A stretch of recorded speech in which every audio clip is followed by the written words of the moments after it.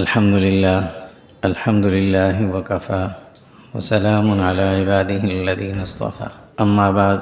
فأعوذ بالله من الشيطان الرجيم بسم الله الرحمن الرحيم قال الله سبحانه وتعالى ولقد أهلكنا القرون من قبلكم لما ظلموا وجاءتهم رسلهم بالبينات وما كانوا ليؤمنوا كذلك نجزي القوم المجرمين ثم جعلناكم خلائف في الأرض من بعدهم لننظر كيف تعملون صدق الله مولانا العظيم اللهم صل على جسد محمد في الأجساد اللهم صل على روح محمد في الأرواح اللهم صل على روضة محمد في القبور اللهم صل على بلد محمد في البلاد وعلى آله وصحبه وسلم تسليما كثيرا كثيرا اللهم انفعنا بما علمتنا وعلمنا ما ينفعنا وزدنا علما سبحانك لا علم لنا إلا ما علمتنا إنك أنت العليم الحكيم ولقد أهلكنا القرون من قبلكم لما ظلموا اور البتہ تحقیق ہم نے تم سے پہلے بہت سی قوموں کو ہلاک کیا جب وہ ظالم بنی وجاءتهم رسلهم بالبينات اور ان کے پاس ان کے رسول واضح نشانیاں لے کر آئے وما كانوا ليؤمنوا وہ ماننے والے نہیں تھے كذلك نجزي القوم المجرمين ایسے ہی ہم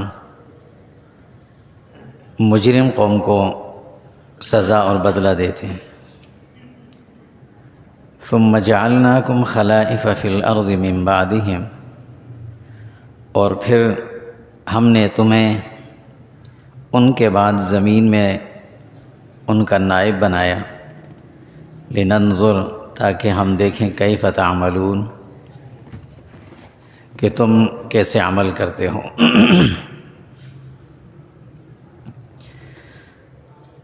حضرت ابو سعید خدری رضی اللہ تعالیٰ عنہ فرماتے ہیں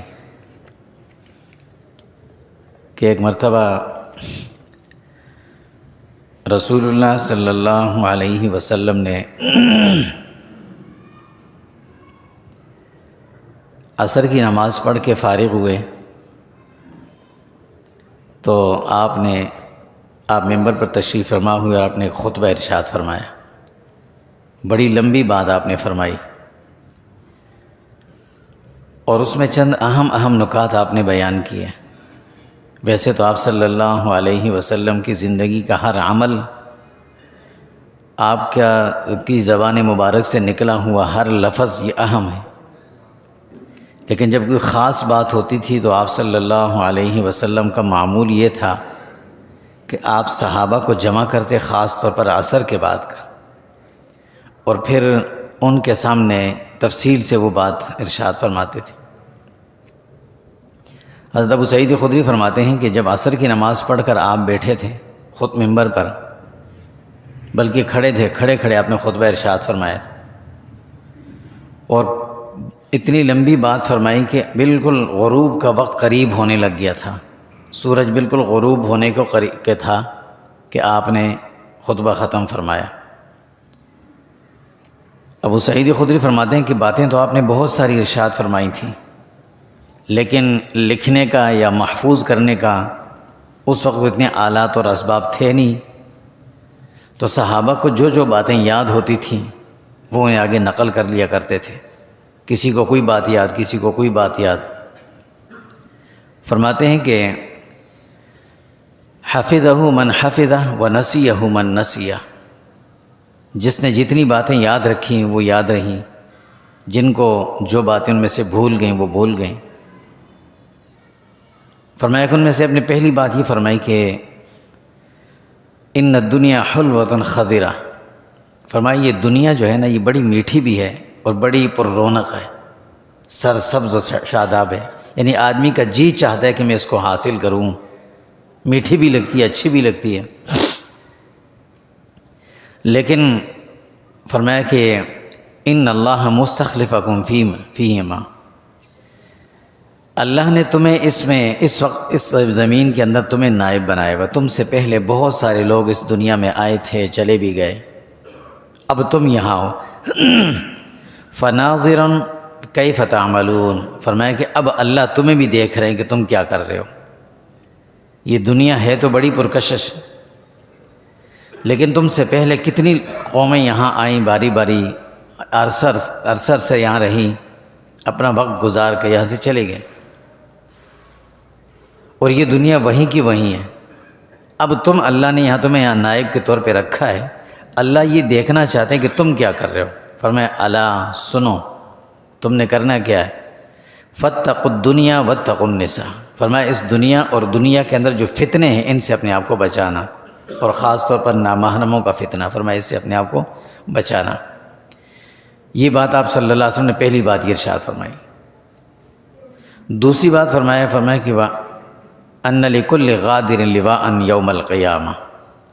دنیا میں جو شخص جس کے ساتھ بھی چھوٹا یا بڑا دھوکہ کرے گا، جس طرح سے بھی کرے، قیامت کے دن ان دھوکے بازوں کی الگ ایک جماعت بنے گی۔ جس نے دھوکہ کیا کسی کے ساتھ، انفرادی، اجتماعی، کسی فرد کے ساتھ کیا، کسی قوم کے ساتھ کیا، ان کو الگ اللہ رب العزت کھڑا کریں گے سب کو، اور فرمایا لواءً، ان کا ایک الگ جھنڈا بنے گا، اس جھنڈے کے اوپر لکھا ہوگا دھوکے بازوں کی جماعت، اس جھنڈے پہ لکھا ہوا ہوگا، اور فرمایا بقدر غدرتہ فی الدنیا، اور ان میں بھی مختلف درجات ہوں گے، جو زیادہ دھوکے کرنے والے تھے ان کی الگ جماعت، جو کم دھوکہ دینے والے ان کی الگ جماعت، ہر ایک کے پاس الگ الگ جھنڈا ہوگا۔ اور فرمایا کہ سب سے بڑا جو دھوکہ ہے، سب سے بڑا دنیا کا دھوکہ وہ کیا ہے؟ آپ صلی اللہ علیہ وسلم نے فرمایا کہ سب سے بڑا دھوکہ یہ ہے کہ تم کسی آدمی کے ساتھ بات اس انداز سے کرو کہ وہ آدمی سمجھ رہا ہے تم سچ بول رہے ہو اور تم جھوٹ بول رہے ہو، وہ آدمی یہ سمجھتا ہے کہ تم سچ کہہ رہے ہو اور تم جھوٹ بول رہے ہو۔ فرمایا کبر خیانہ، یہ سب سے بڑی خیانت ہے، سب سے بڑا دھوکہ یہ ہے۔ پھر آپ صلی اللہ علیہ وسلم نے حضرت عمر رضی اللہ تعالیٰ عنہ کی روایتیں فرماتے ہیں کہ آپ نے فرمایا کہ ان الدنیا عرض حاضر، یہ دنیا ایک ایسا متاع ہے، ایک ایسا سامان ہے کہ یہ ہر ایک کے سامنے موجود ہے، یأکل منہ البر والفاجر، اس میں سے جو نیک ہے وہ بھی کھا رہا ہے، جو برا ہے، گناہ گار ہے، بدکار ہے، وہ بھی کھا رہا ہے۔ فرمایا کہ وَإِنَّ الْآخِرَةَ أَجَلٌ صَادِقٌ،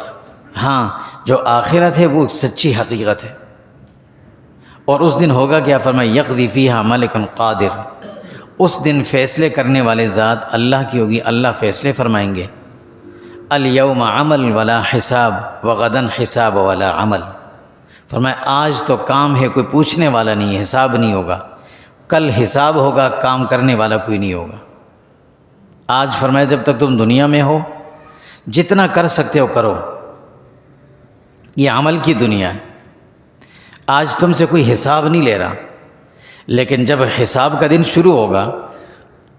تو اس دن پھر صرف حساب ہوگا، عمل کسی کرنے کو کسی کے پاس وقت نہیں ہوگا، پھر مہلت بھی نہیں ہوگی۔ اور پھر آپ صلی اللہ علیہ وسلم نے جو دوسری بات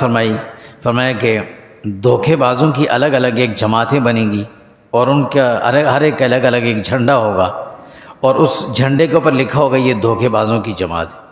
اور ایک روایت میں آتا ہے کہ وہ جھنڈا ان کے پیچھے والے حصے میں یوں لگایا جائے گا، اور وہ یہ جھنڈا لیے پھر رہے ہوں گے۔ یہ دوسری بات آپ نے ارشاد فرمائی۔ پھر تیسری بات فرمائی کہ بھائی یہ بھی یاد رکھنا، وَلَا يَمْنَعَنَّ أَحَدًا مِّنْكُمْ هَيْبَةُ النَّاسِ، لوگوں کے ڈر سے، کسی کی مروت میں کسی کی کا لحاظ اور ملاحظہ رکھ کر، ان یقول بحق اذا علمہ، ایسا نہ ہو کہ تم حق بات کہنا چھوڑ دو، یہ مت کرنا ایسا، کسی کے ڈر کی وجہ سے یا کسی کی کا لحاظ رکھ کر کسی کی مروت میں حق بات جو ہو وہ حق کہہ دینا، اس میں ہیرا پھیری مت کرنا، ایسا تم میں سے کوئی نہ کرے۔ حضرت ابوذر غفاری رضی اللہ تعالیٰ عنہ فرماتے ہیں کہ حضور صلی اللہ علیہ وسلم نے مجھے ایک مرتبہ نصیحتیں فرمائی تھی، اور ان نصیحتوں میں ایک بات یہ فرمائی کہ ابوذر، جب کہیں بات کرنی ہو نا، جو حق بات ہو بتا دیا کرو، اگرچہ وہ کسی کو بری لگے، کسی کو سخت لگے، کسی کو کڑوی لگے، پھر بھی جو حق بات ہو بتا دیا کرو، بھئی یہ حق ہے اور یہ سچ ہے۔ پھر آپ صلی اللہ علیہ وسلم نے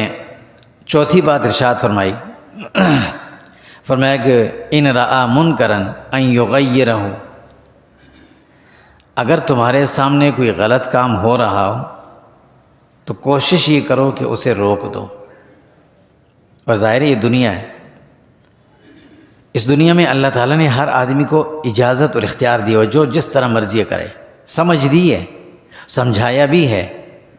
وعد و وعید بھی سنائی ہے، اس کے بعد آزاد چھوڑا ہوا ہے، جو مرضی تم کرو، اچھا کام کرو تمہاری مرضی، برا کرو تمہاری مرضی، فمن شاء فلیؤمن ومن شاء فلیکفر، اللہ فرماتے تمہاری مرضی ہے، جو چاہتا ہے وہ ایمان لائے، جو چاہتا ہے کفر کرے، اللہ کی ذات پہ کوئی فرق نہیں پڑتا۔ لیکن ہاں یہ یاد رکھیں کہ جو کفر کرے، ظلم کرے، زیادتی کرے، ناانصافی کرے، اس کے لیے سزا ہوگی، یہ اللہ نے ضرور بتا دی۔ تو فرمایا کہ اب جب تمہارے سامنے ہوں کوئی کام اور غلط ہو رہا ہو تو سب سے پہلے کوشش یہ کرو کہ اسے اپنے ہاتھ سے روک دو۔ جب تم اس پر اتنی قدرت رکھتے ہو کہ اپنے ہاتھ سے اسے روک سکتے ہو تو روک دو اسے، ہاتھ سے نہیں روک سکتے تو اتنا کرو کہ پھر زبان سے بول دیا کرو کہ بھئی یہ چیز اچھی نہیں، یہ کام غلط ہے۔ لیکن شریعت مطہرہ جو ہے نا، ہمارا جو دین ہے، یہ صرف ہر کام کرنے کا حکم نہیں دیتی، یہ جو ہمارا دین ہے یہ ہمیں ہر کام کے کرنے کا طریقہ بھی بتاتا ہے کہ یہ کام کرو، اب کرنا کیسے، ایسے کرو۔ نماز پڑھو، پڑھنی کیسی ہے، فرمایا ایسے پڑھو جیسے رسول اللہ نے پڑھی۔ حج کرو، کیسے کریں، ایسے کرو جیسے حضور نے کیا۔ اسی طرح فرمایا کہ جب تم کسی کو غلط کام کرتے ہوئے دیکھو تو اسے روکو، لیکن روکنے کا طریقہ بھی بتایا، ڈانٹ ڈپٹ سے، غصے سے، لڑ جھگڑ کر۔ یہ آج کے دور کے اندر کوئی کسی کی بات نہیں مانتا، کوئی نہیں مانتا اس میں۔ اگر ناحق بھی کر رہا ہو اور دوسرا حق پر بھی ہو، لیکن ترش روئی کے ساتھ اگر اسے منع کرنا چاہے گا تو اس سے نقصان ہوتا ہے، فائدہ نہیں ہوتا۔ اس لیے فرمایا کہ اس کو اس انداز سے، اس حکمت کے ساتھ کہ اس کی عزت نفس بھی مجروح نہ ہو، اس کی بھی عزت نفس کا خیال رکھ، اور طریقے سے جا کر اس کو یہ بات سمجھا دینا کہ بھئی یہ کام ایسے نہیں ہوتا، ایسے ہوتا ہے، تنہائی میں ہو، اکیلے میں ہو، تاکہ کسی کے سامنے اس کی بے عزتی بھی نہ ہو، اس طریقے سے ہو۔ اور اگر وہ غلط کام کو اچھا سمجھ کے کر رہا ہے، اور ظاہر ہے دنیا میں ہر آدمی جو بھی کام کرتا ہے وہ اس کو اچھا ضرور سمجھ کے کرتا ہے۔ ایک آدمی کو پتہ ہو کہ یہ کام غلط ہے پھر کیوں کرے گا، نہیں کرے گا، اچھا سمجھ کے کر رہا ہے۔ تو اب اسے سمجھانا پڑے گا کہ بھئی اچھا یہ نہیں، اچھا یوں ہے، تو وہ سمجھ جائے گا۔ تو آپ صلی اللہ علیہ وسلم نے فرمایا کہ چوتھی بات یہ ہے کہ جب تم کوئی غلط کام ہوتے ہوئے دیکھو تو اسے روک دینا، اور کم سے کم اس سے خود ضرور بچنا۔ حضرت جریر بن عبداللہ رضی اللہ تعالیٰ عنہ صحابی ہیں، فرماتے ہیں کہ رسول اللہ صلی اللہ علیہ وسلم نے ارشاد فرمایا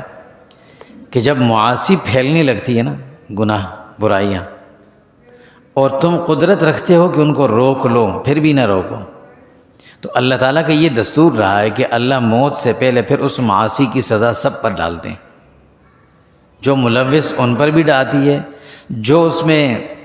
اسے دیکھ کر خاموشی اختیار کرنے والے تھے وہ بھی اس لپٹ میں آتے ہیں، اس میں بھی ضرور پھنسیں گے یہ۔ تو فرمایا جو غلط دیکھو اسے روک دیا کرو۔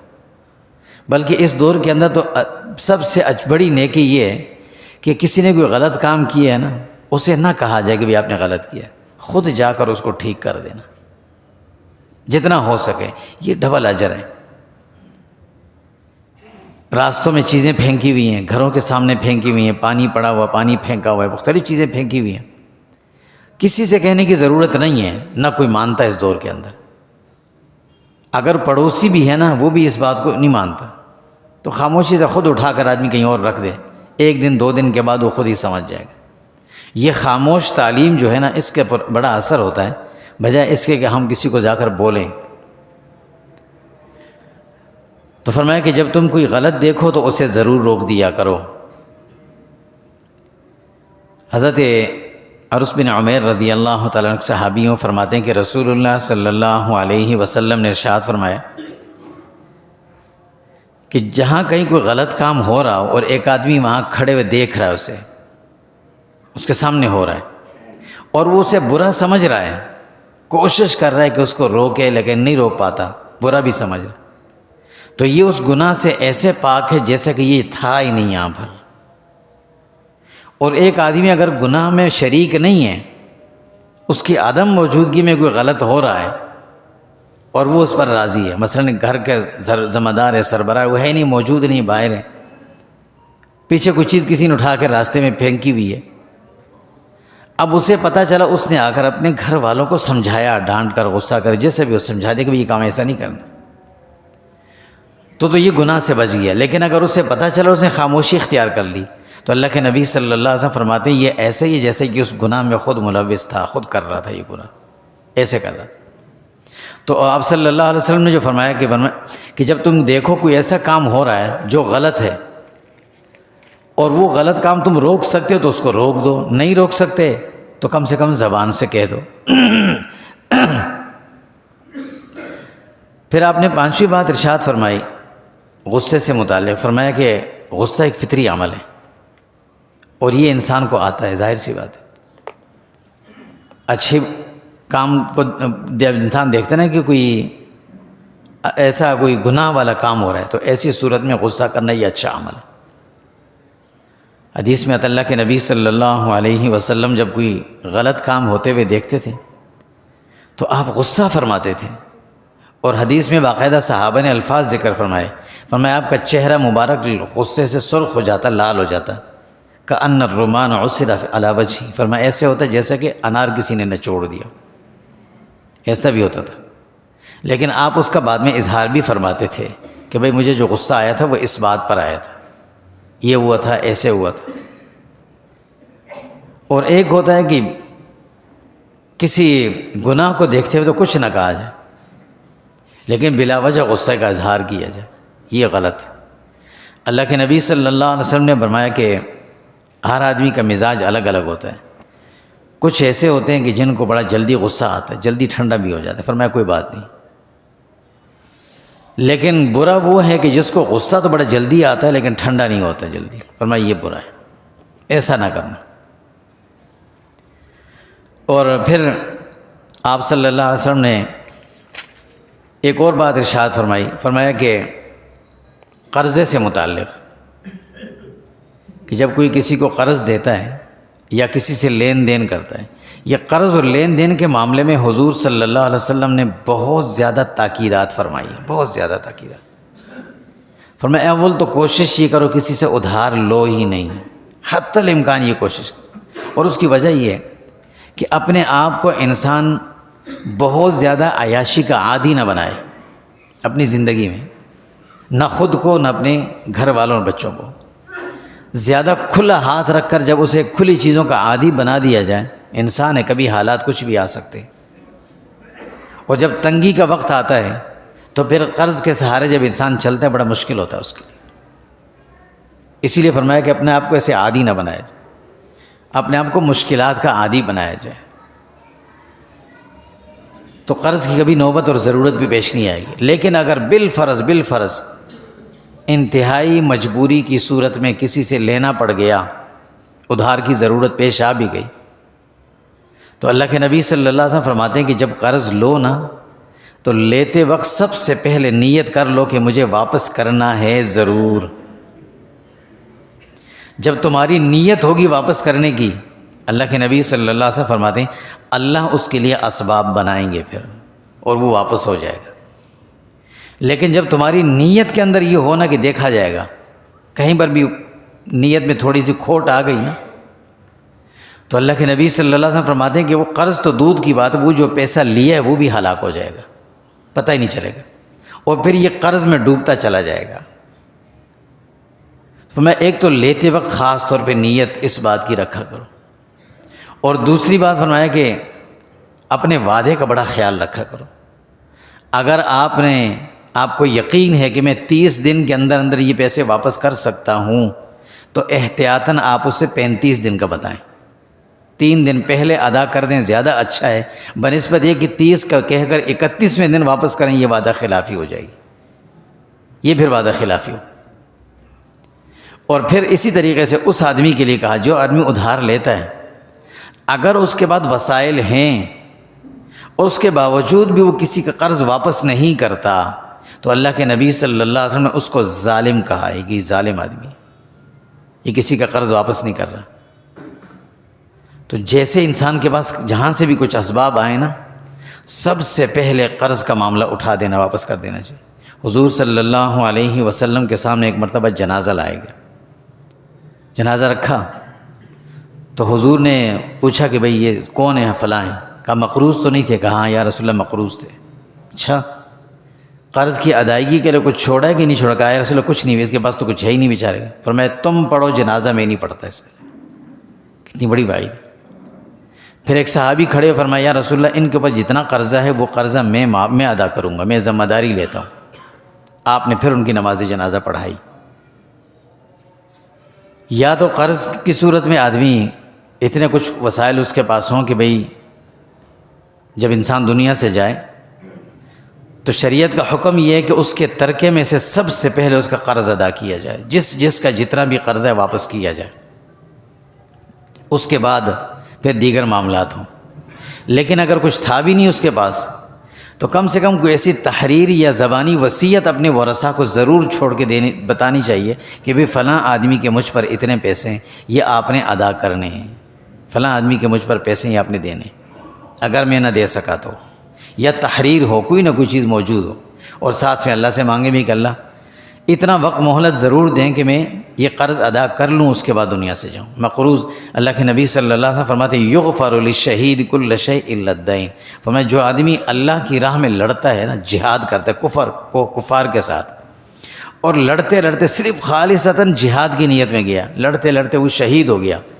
اللہ تعالیٰ اس کے سارے گناہ معاف کر دیں گے، سب گناہوں سے اسے پاک کر دیں گے، الا الدین، اگر وہ کسی کا مقروض تھا تو اس کو اللہ معاف نہیں کریں گے، اس لیے کہ یہ حقوق العباد کا معاملہ ہے۔ تو قرض کے معاملے میں انسان کو بڑا محتاط رہنا چاہیے، بہت زیادہ محتاط رہنا چاہیے، جتنا جلد ہو کسی کا قرض لیا اور انسان اسے واپس کرے۔ خیر، تو حضور صلی اللہ علیہ وسلم نے فرمایا کہ آخری بات جو فرمایا کہ تم میں سے اچھا آدمی وہ ہے کہ جب وہ کسی سے ادھار لے نا تو جتنا جلد ہو سکے واپس کرے، اور وہ بھی شخص بھی بہت اچھا ہے کہ جب وہ کسی سے اپنا قرض کا مطالبہ کرنے جائے تو اس کے ساتھ نرمی کرے۔ اگر دیکھے آگے والا شخص مجبور ہے تو اس سے نرمی بھی کرے۔ دیکھیں شریعت نے ایک طرفہ بات نہیں رکھی، دونوں طرف سے۔ میں وہ آدمی جس نے قرضہ دیا ہے، اب وہ اپنے مقروض کو دیکھ رہا ہے کہ مقروض میرا جو ہے وہ بیچارہ واقعی مجبور ہے، دے نہیں سکتا، اسے مہلت دے، کوئی بات نہیں، کل دے دینا، پرسوں دے دینا، 2 دن بعد دے دینا۔ اور کتنی بڑی فضیلت حضور نے فرمایا صلی اللہ علیہ وسلم نے کہ جتنا قرضہ ہے نا اس کے اوپر، جتنا مثال کے طور پر اگر 1000 روپے تھے اور اس نے 1 دن کا اسے مہلت دے دی، 1 دن کی، کہ چلو بھئی کوئی بات نہیں کل دے دینا، تو اس آدمی کا یہ جو جس کا قرضہ تھا اس کے نامہ اعمال میں 1000 روپے صدقہ کرنے کا ثواب لکھ دیا گیا۔ دوسرا دن دے دیا اس نے، اس دن 1000 اور لکھ دیا گیا کہ 1000 اس نے صدقہ کر دیے۔ تیسرا دن دے دیا، پھر 1000 لکھ دیا گیا۔ اس نے اگر 1 مہینے کا ٹائم دے دیا تو گویا کہ اس نے پورے 30,000 روپے صدقہ کر دیے، اور 30,000 کا صدقہ بھی اس کے لیے لکھ دیا گیا، اور مہینے بعد اس کو اس کے 1000 روپے بھی مل جائیں گے۔ فرمایا یہ آدمی بڑا اچھا ہے۔ حضور صلی اللہ علیہ وسلم نے ایک مرتبہ امم سابقہ کے، پہلی امتوں کے واقعات آپ صلی اللہ علیہ وسلم سناتے تھے وقتاً فوقتاً صحابہ کو، ترغیب کے لیے بھی ترہیب کے لیے بھی۔ تو ایک شخص کا واقعہ سنا، فرمایا کہ امم سابقہ میں ایک شخص تھا جو تاجر تھا، تجارت کیا کرتا تھا، لوگ اس سے بہت کچھ خریدتے بھی تھے۔ تو وہ اپنے جو ملازمین تھے نا، جو کام کرنے والے ان کے ساتھ لوگ تھے، ان کو جب بھیجتا تھا اپنے خریداروں جو ان سے خرید کر کچھ چیزیں لے کر گئے تو ان سے پیسے کی ریکوری کے لیے بھیجتے تھا، تو ان کو یہ تاکید کرتا تھا کہ بھئی جس سے پیسے لینے کے لیے جاؤ پہلے دیکھ لینا، اگر وہ آدمی امیر ہے، مالدار ہے، صاحب حیثیت ہے، پیسہ دے سکتا ہے، لیکن تم سے کہے کہ آج نہیں ہے میرے پاس، تو اسے فوراً مہلت دے دینا، ٹھیک ہے بھئی آج نہیں تو کل ہم آ جائیں گے، پرسوں آ جائیں گے، اسے مہلت دینا۔ اور اگر وہ شخص تم دیکھو کہ تنگ دست ہے، دے نہیں پا رہا، تو اس سے مت کہنا کہ پیسے، اس کو چھوڑ دینا، پھر یا تو سارا اس سے معاف کر دینا یا کچھ معاف کر دینا، چھوڑ دینا اس کو۔ یہ اس نے اپنے ملازمین کو وصیت کی ہوئی تھی۔ حضور صلی اللہ علیہ وسلم فرماتے ہیں کہ جب اس شخص کا انتقال ہوا، یہ پہلی امتوں کا کوئی شخص تھا، لیکن جب حضور ارشاد فرماتے ہیں، بتاتے ہیں، تو یہ اس امت کے لیے بھی یہ حکم ہوتا ہے۔ فرمایا کہ جب اس شخص کا انتقال ہوا، اللہ کے سامنے جب پیش ہوا، تو اللہ نے اس سے پوچھا تمہاری کیا نیکیاں؟ اس نے کہا یا اللہ میرے پاس تو کوئی خاص نیکیاں نہیں ہیں۔ تو اللہ نے فرمایا کہ تمہاری سب سے بڑی نیکی یہ ہے کہ تم میرے بندوں کے ساتھ نرمی کیا کرتے تھے نا، آج میں بڑا ہو کر تمہارے ساتھ نرمی کروں گا، تمہارے سارے گناہ معاف کروں گا۔ لیکن یہ اس معاشرے کے لیے ہے کہ جس میں مقروض بھی مخلص ہوں کہ ہاں ہم نے واپس کرنے۔ آج کل لین دین میں، تجارت میں یہ بڑا مسئلہ ہے، ہر تاجر دوسرے تاجر سے شاکی ہے۔ وجہ اس کی یہ ہے کہ دیتے نہیں، ہم باوجود اس کے کہ رکھے ہوئے ہوتے ہیں، بھئی کل لے لینا، یار پرسوں دے دینا، ترسوں لے لینا۔ ایک وعدہ ہونا چاہیے، بھئی اس ٹائم پہ آپ کو اتنی رقم ملے گی، کیوں جھوٹ کو اس میں شامل کر رہے ہیں، دھوکے کو شامل کریں، دھوکہ بھی ہے، جھوٹ بھی ہے۔ اور اپنا حلال کا کاروبار، حلال کی نوکری، اس میں ہم آرام کی آمیزش شامل کر دیتے ہیں، پتہ بھی نہیں چلتا۔ یہ ایسی چھوٹی چھوٹی چیزیں ہیں۔ اللہ کے نبی صلی اللہ علیہ وسلم فرمایا تھا کہ ایک دور ایسا آئے گا کہ لوگ کہیں گے ہم تو سود بالکل نہیں کھاتے، اور بالکل نہیں ہوگا سود، لیکن اس سود کا دھواں ہر آدمی کے نتھروں میں جا رہا ہوگا، اسے پتہ بھی نہیں چل رہا ہوگا، شامل اس میں ضرور ہوگا۔ تو اس لیے اللہ کے نبی صلی اللہ علیہ وسلم نے بڑی تاکید کے ساتھ فرمایا کہ یہ لین دین کے معاملے کو اپنی زندگی کے اندر بالکل صاف کر دینا چاہیے، اس میں اپنے اوپر کوئی حق نہیں چھوڑنا چاہیے۔ فرمایا جب حضور صلی اللہ علیہ وسلم نے یہ تمام باتیں ارشاد فرمائی، پہلی بات فرمایا کہ دنیا جو ہے یہ بڑی میٹھی اور سرسبز ہے، ہر آدمی اس کو چاہتا ہے، لیکن یاد رکھنا تم سے پہلے بھی لوگ آئے، وہ بھی چلے گئے، اور اللہ نے تمہیں بھی یہاں پیدا کیے، دیکھنا چاہتے ہیں کہ تم کیا کر رہے ہو ابھی۔ دوسری بات فرمائی کہ جو شخص کسی کے ساتھ دھوکہ کرے گا، قیامت کے دن ان کی ایک الگ جماعت بنائی جائے گی، ان کو ایک جھنڈا تھمایا جائے گا، اس پہ لکھا ہوگا دھوکے بازوں کی جماعت، اس سے اپنے آپ کو بچانا۔ تیسری بات فرمائی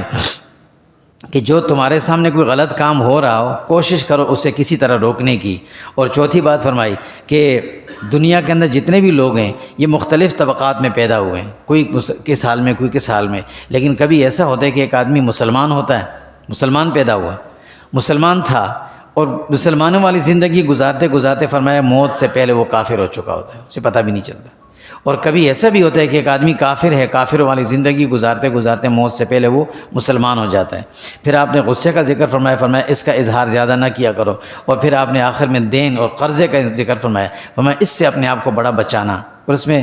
حتی الامکان ایک دوسرے کے ساتھ نرمی والا معاملہ کرنا، لیکن جتنا جلد ہو سکے اس کو صاف کر لینا۔ اور آخر جب یہ باتیں ختم ہوئیں، حضرت ابو سعید خدری رضی اللہ فرماتے ہیں کہ جب ہم نے دیکھا حتی اذا کانت الشمس علی رؤوس النخل و اطراف الحیطان،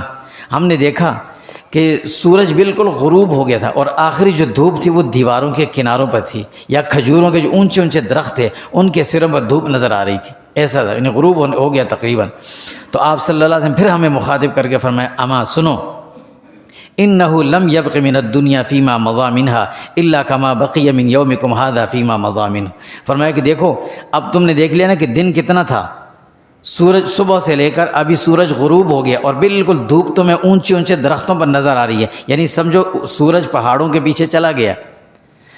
دن کتنا چلا گیا اور کتنا باقی ہے۔ فرمایا دنیا جو اللہ نے بنائی تھی، اس کی عمر جو اللہ نے بنائی تھی، اس میں سے اتنی گزر گئی جتنا آج کے دن کا حصہ گزر گیا، اور اب دنیا صرف اتنی باقی ہے جتنا آج کے دن کا باقی حصہ باقی ہے، یعنی غروب ہو چکا ہے بالکل، اتنی دنیا باقی رہ گئی ہے۔